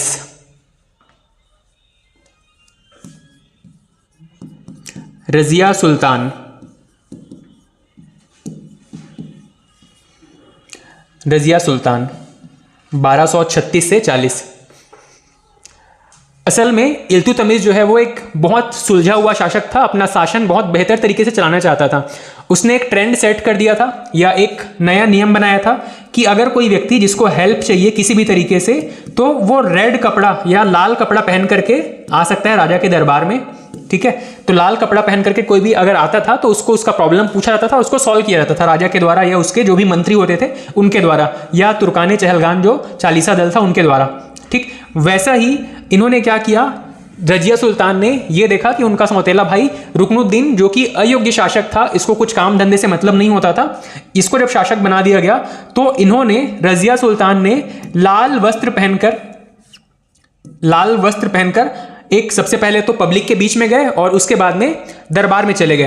तो उसके बाद में इनको क्या बना दिया गया, शासिका बना दिया गया, इनको वहां का शासन, इनको शासक बना दिया गया या शासिका बना दिया गया। लाल कपड़ा पहनकर गए पब्लिक के बीच में, उनका सपोर्ट लिया, फिर दरबार में गए, वहां पे जितने मंत्री थे उनका सपोर्ट लिया और फाइनली सभी ने इनको अपना शासक नियुक्त कर लिया या एक्सेप्ट कर लिया। ठीक है, तो रजिया सुल्तान को राजा बनाने के लिए कोई युद्ध नहीं करना पड़ा था, ये सिर्फ एक लाल चोगा पहन करके गए पब्लिक के बीच में और उन्होंने चाहा कि ये जो रुकनुद्दीन था ये अयोग्य था करके इनको रजिया सुल्तान को शासिका बना दिया गया। ठीक है, इनको ना तो कोई युद्ध करना पड़ा था, ना ही किसी से फेवर लेना पड़ा था, ये सिर्फ अपनी योग्यता ये साबित कर चुकी थी। भाई इनको शासन का बहुत अच्छे से ज्ञान था, तलवारबाजी खूब कर सकती थी, ठीक है। इस वजह से इनका जो पहले से प्रूवन इनका स्किल था उसको देखते हुए पब्लिक ने और साथ ही उसके दरबार के जितने भी मंत्री थे उन्होंने इनको अपने शासिका के तौर पर एक्सेप्ट कर लिया था। ठीक, इनके बारे में लिखते चलते हैं।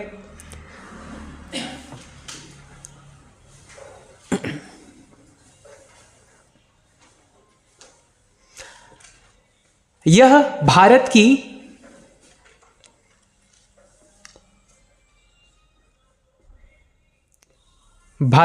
पहली महिला शासिका थी। यह भारत की पहली महिला शासिका थी। इसके पहले एक और नाम का जिक्र आया था जहां पे हमने रुद्रमा देवी के बारे में पढ़ा था। कौन से वंश में थी? काकतीय वंश में। वो अपने पिता को हेल्प करने के लिए काम कर रही थी, ठीक है। वहां पे उनके बारे में कहा गया कि ये भारत की पहली शासिका है। वहां पे इसका रेफरेंस ये था कि वो अपने पिता को हेल्प करने के लिए काम कर रही थी। उनको अलग से शासन मतलब सौंपा नहीं गया था, उनको किंग या क्वीन का डेजिग्नेशन नहीं मिला था, ठीक है। तो रजिया सुल्तान को प्रॉपर एक किंग के तौर पे एक्सेप्ट किया गया था। प्रॉपर मुकुट और राजा का जो कोट वगैरह होता था वो सब पहन के अपने गद्दी पर बैठती थी, ठीक है। इनके बारे में लिखिएगा, भारत की पहली महिला शासिका थी। नेक्स्ट पॉइंट,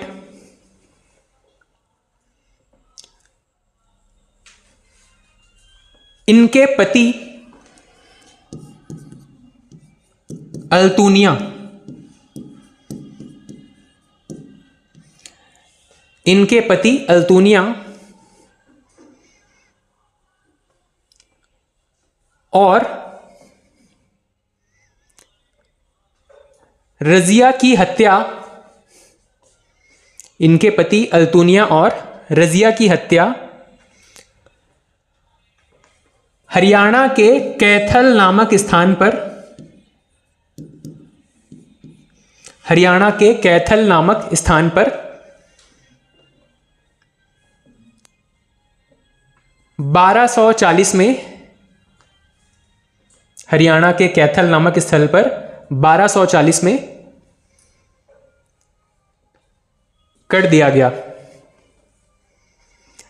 ठीक, रजिया हालांकि अपना शासन बहुत अच्छे तरीके से चला पा रही थी, लेकिन इनके बारे में जो दो बातें महत्वपूर्ण है वो तो पहला था इनके पहले शासक कौन हुए? रुकनुद्दीन फिरोज।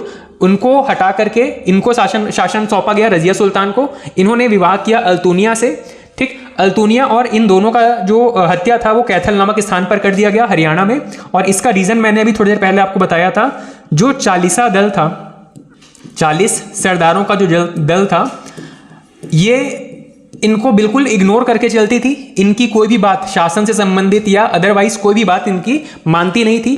तो सबसे पहले तो इन चालीसा दल का रजिया सुल्तान से खुन्नस हो गया था कि इनको हटाना है शासन से करके। तो इन्होंने 40 सरदारों के जो दल थे, इन्होंने कुछ डकैतों को एक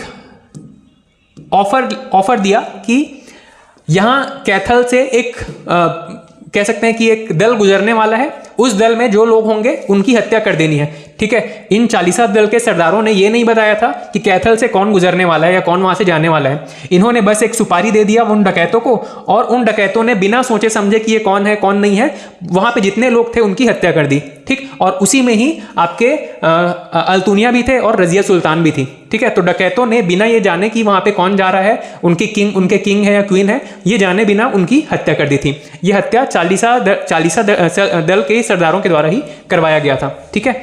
नेक्स्ट पॉइंट लिखिएगा इसमें, रजिया के पतन का प्रमुख कारण, रजिया के पतन का प्रमुख कारण उनका स्त्री होना था। अदरवाइज वो बहुत योग्य शासिका थी। रजिया के पतन का प्रमुख कारण उनका स्त्री होना था।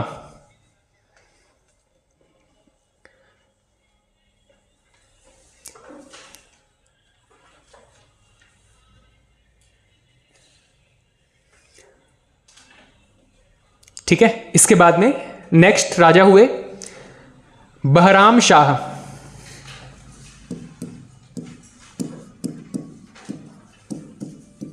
बहराम शाह रजिया के बाद में नेक्स्ट शासक हैं बहराम शाह।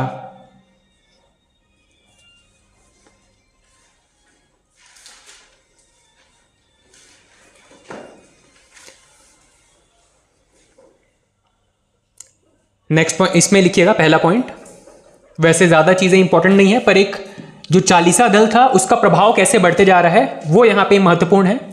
लिखिएगा, चालीसा दल के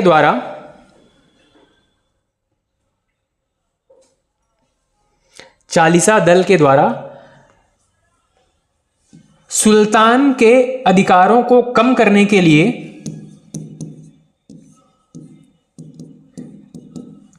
चालीसा दल के द्वारा सुल्तान के अधिकारों को कम करने के लिए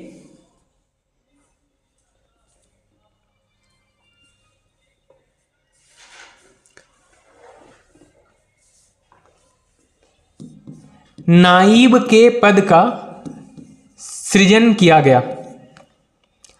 नाइब के पद का सृजन किया गया।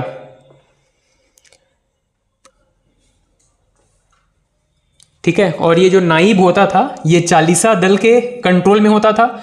इसके परमिशन या इसके सलाह के बिना सुल्तान कोई काम नहीं कर सकता था। ठीक है, और इसी तरीके से धीरे धीरे करके सुल्तान का जो पद है वो कम होता चला गया या उसका पावर जो है वो कम होता चला गया। ठीक, चालीसा दल के द्वारा सुल्तान के अधिकारों को कम करने के लिए नाइब के पद का सृजन किया गया। ठीक है, अगला लिख लीजिएगा। नेक्स्ट राजा का नाम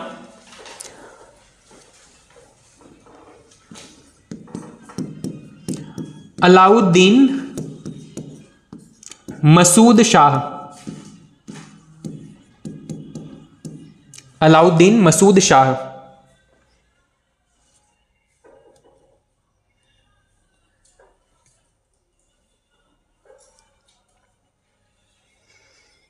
अलाउद्दीन मसूद शाह।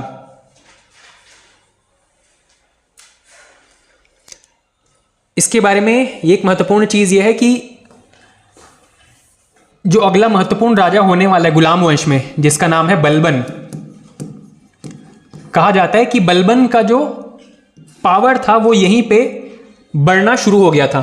तो यहां पे आप एक पॉइंट लिख लीजिएगा, इसके शासनकाल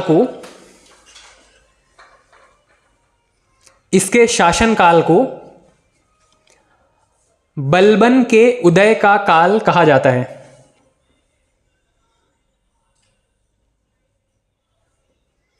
बलबन के उदय का काल कहा जाता है।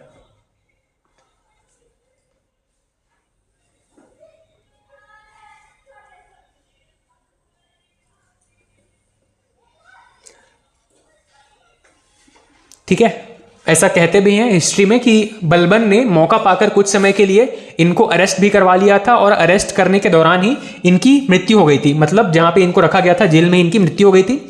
लेकिन गलती से इनके बाद एक और व्यक्ति था, इनके वंशज ही थे, जो कि राजा के पद के लिए क्लेम कर लेते हैं। तो उसके बाद बलबन का नंबर नहीं आकर के फिर उस एक अगले व्यक्ति का नंबर यहाँ पे आ जाता है और उसका जब पावर खत्म होता है तब जाकर के फिर बलबन का नंबर आता है। ठीक है, तो अगले राजा का नाम लिख लो यहाँ पे, नसीरुद्दीन महमूद।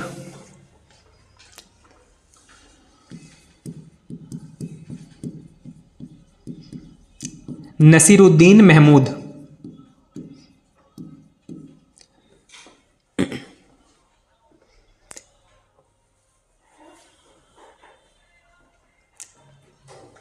राजा बनने के लिए कोई व्यक्ति कितना लंबा इंतजार कर सकता है, यह बलबन से सीखना चाहिए।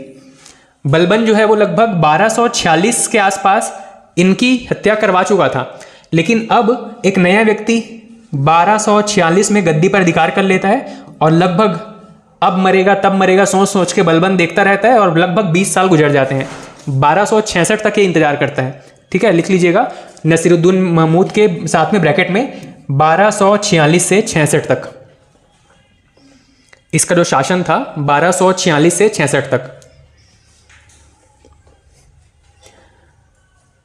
ठीक, अब इसमें पहला पॉइंट लिखिएगा,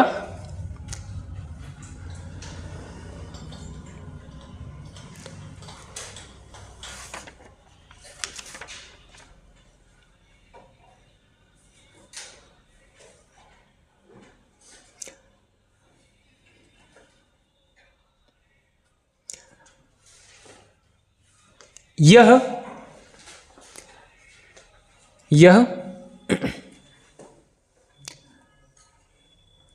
टोपी सीलकर, और नसीरुद्दीन महमूद के बारे में कहा जाता था कि यह इतना मितव्ययी शासक था जो राजा के तौर पे कोई भी एक्स्ट्रा खर्चे नहीं करता था, शान शौकत पे खर्चे नहीं करता था, बहुत कम खर्चों में जीने वाला राजा था।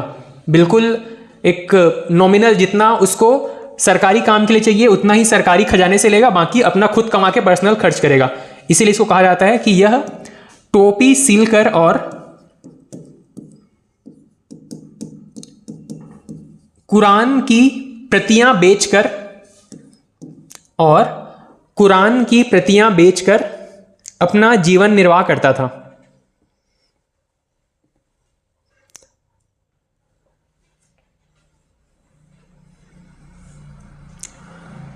कुरान की प्रतियां बेचकर अपना जीवन निर्वाह करता था।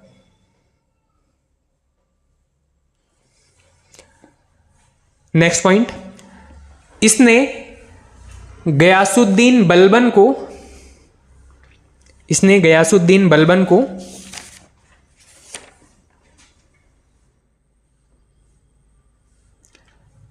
नाइब के पद पर नियुक्त किया। चालीसा दल के द्वारा बनाया गया था एक नया पद, नाइब। महत्वपूर्ण पद था, राजा उससे पूछे बिना या सलाह लिए बिना कोई काम नहीं कर सकता था। गयासुद्दीन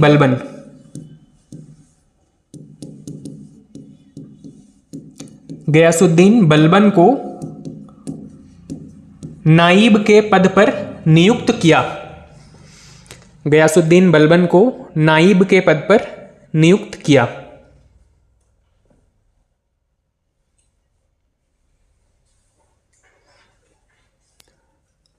और इसी में ही लास्ट पॉइंट लिखिएगा, इसने बलबन को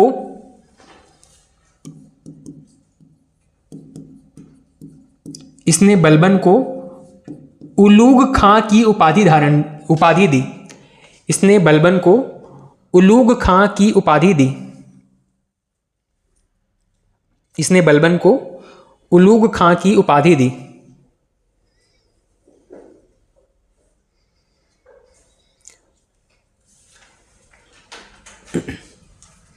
ठीक, अब इसके बाद में जो नया शासक है कौन बनेगा? गयासुद्दीन बलबन। ठीक है, दो शासक और हैं, इसके बाद में ये गुलाम वंश समाप्त हो जाएगा। लिख लीजिएगा, नेक्स्ट राजा का नाम है गयासुद्दीन बलबन।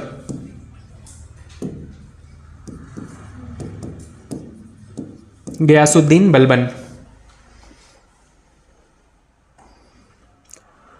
1266 से 86 तक।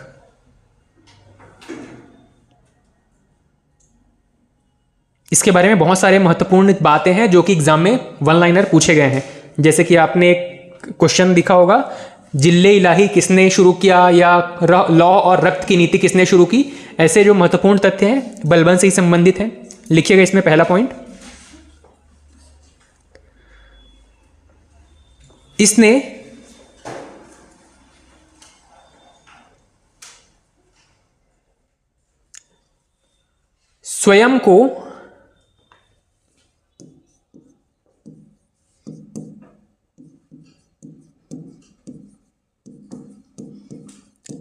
स्वयं को जिल्ले इलाही ब्रैकेट में लिख लीजिएगा, ईश्वर की छाया। इसने स्वयं को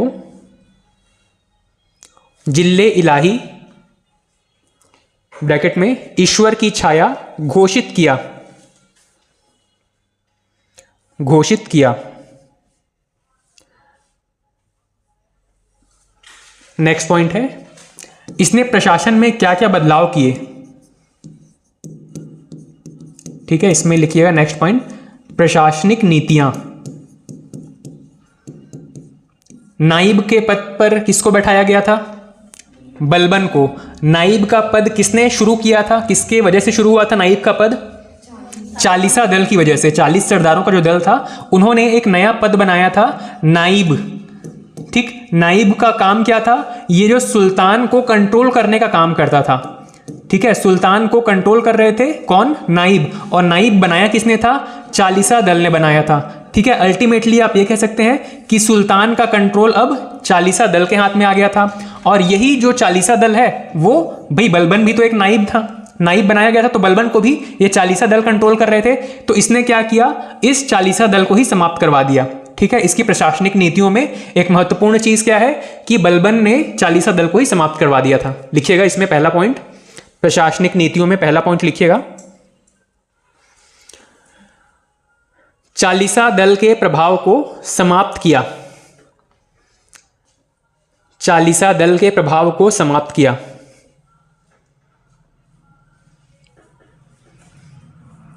ठीक है, उसको पता था कि अगर चालीसा दल अभी भी रहेगा तो कोई किसी नए व्यक्ति को नाइब बनाएंगे और नाइब बना करके फिर उसके ऊपर मतलब बलबन के ऊपर कंट्रोल रखा जाएगा, और वो ऐसा नहीं चाहता था।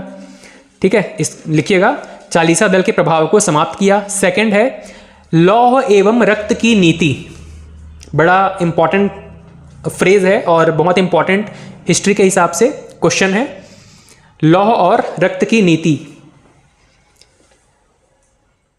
ठीक है, मतलब तलवार भांजो खूब और खूब युद्ध करो, खूब खून बहाओ और ज्यादा से ज्यादा एरिया कैप्चर करो, ये इनकी नीति थी, लौह एवं रक्त की नीति। नेक्स्ट, राजत्व का सिद्धांत, राजत्व का दैवीय सिद्धांत कह सकते हैं इसको। राजत्व का दैवीय सिद्धांत मतलब राजा जो है वो ईश्वर का ही रूप है, खुद को जिल्ले इलाही घोषित कर लिया था। राजत्व का सिद्धांत।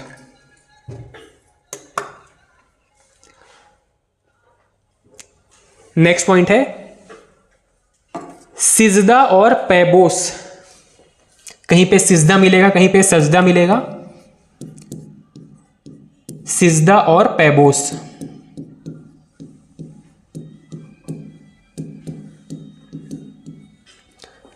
सिजदा और पैबोस।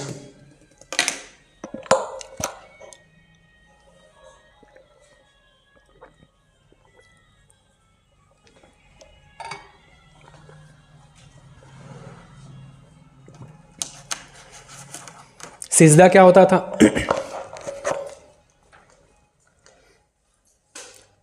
जैसे हम मान लो मंदिर वगैरह में जाते हैं तो ईश्वर के सामने ऐसे घुटनों पे बैठकर कुछ अपना जो इच्छा है वो रखते हैं, वैसा ही इन्होंने एक ट्रेंड रख दिया था, एक परंपरा शुरू की थी कि कोई भी व्यक्ति राजा से अगर मिलने आ रहा है तो घुटनों के बल पहले बैठेगा राजा के सामने और अपना सिर झुकाकर उनसे अभिवादन करेगा।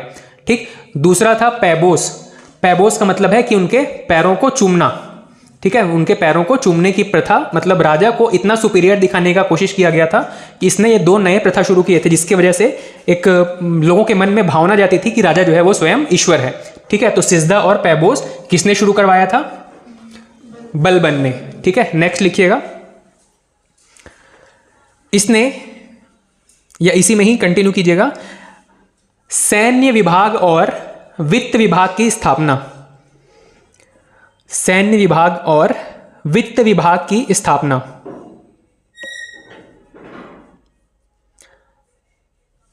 सैन्य विभाग और वित्त विभाग की स्थापना।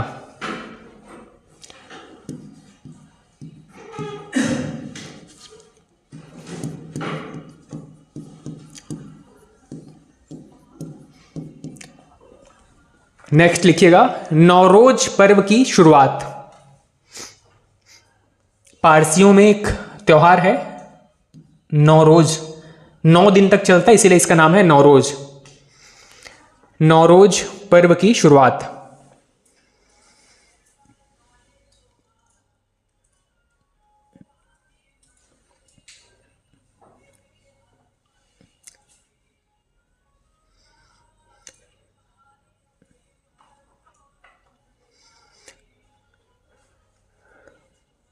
नेक्स्ट पॉइंट लिखिएगा इसी में,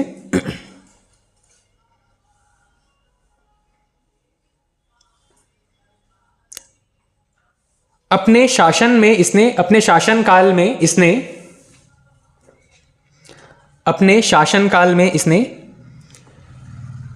बंगाल विद्रोह को, बंगाल विद्रोह का दमन किया। बंगाल विद्रोह का दमन किया। अपने शासनकाल में इसने बंगाल विद्रोह का दमन किया।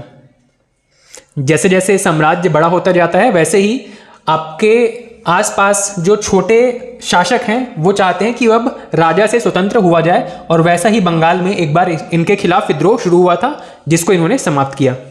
बंगाल विद्रोह का दमन किया।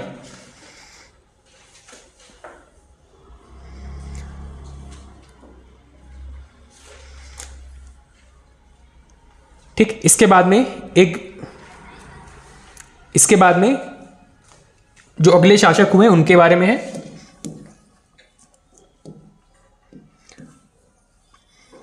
अगले शासक का नाम लिख लीजिएगा इसमें, कैकुबाद।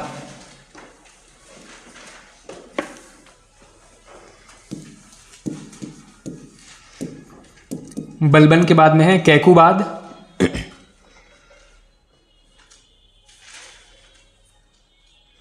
कोई महत्वपूर्ण चीज़ें नहीं है इसके बारे में, ठीक है, बस नाम लिख के सीक्वेंस मेंटेन करने के लिए छोड़ दीजिएगा। और लास्ट शासक है क्यूमर्स।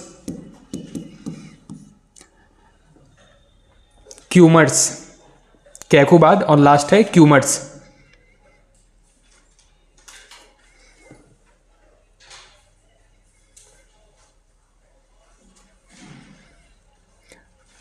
ठीक, इसमें बस लिख लीजिएगा इस वंश का अंतिम शासक। इस वंश का अंतिम शासक। ठीक, ये गुलाम वंश का जो पतन है वो बलबन के बाद शुरू हो गया था। कैकुबाद एक अयोग्य शासक थे, इसके बाद में इसके पुत्र क्यूमर्स को शासक बनाया गया, और क्यूमर्स भी बहुत मतलब बचपन था इसका उसी समय जो अगला वंश शुरू होने वाला है। गुलाम के बाद में क्या शुरू होगा? खिलजी। खिलजी का संस्थापक कौन था? जलालुद्दीन खिलजी। ठीक है, जलालुद्दीन खिलजी जो है वो इनकी हत्या करवा देता है, मतलब कैकुबाद की पहले हत्या करवाता है, उसके बाद में उसके बच्चे को संरक्षण के द्वारा यहाँ पे शासक बनाया जाता है, लेकिन बाद में इसकी भी हत्या करवा करके फिर खिलजी वंश की नींव रखता है। ठीक है, लिखिएगा इसके बारे में, बस यह इस वंश का अंतिम शासक था, क्यूमर्स। ठीक, यहाँ पे हमारा गुलाम वंश समाप्त हो जाता है और इसके बाद में हम कल से खिलजी वंश शुरू करेंगे। ठीक है, थैंक यू।